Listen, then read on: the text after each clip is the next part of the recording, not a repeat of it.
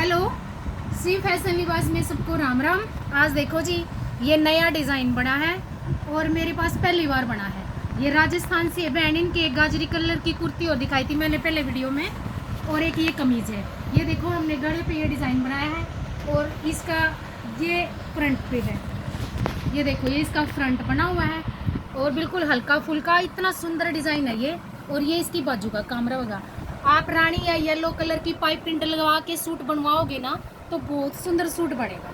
ये देखो फिरोजी कलर है और कैमरिक कॉटन का कपड़ा है। और कैमरिक ऐसी है भाई, बहुत अच्छी। एक दो बार अलग धोए पीछे, चाहे आप मशीन में वाइट के साथ भी धो लेना। और ये देखो एक और है, ये इनका हमने स्टिच भी करके दिया भाई। ये देखो ये संगीता मेहता का सूट है। ये देखो एमपी से है ये। ये देखो ये इसकी बाजू का काम रहेगा।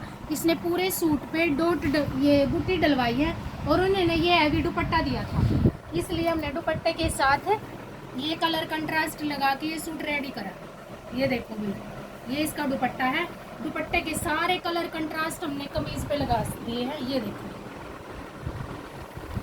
एक और सूट दिखाते हैं। ये सूट देखो, ये हमने पहले भी बनाया था एक सूट। आप भी हमसे स्टिच करवा सकते हो, अगर प्रॉपर नाप दोगे ना तो प्रॉपर सूट सिलेगा भाई आपका।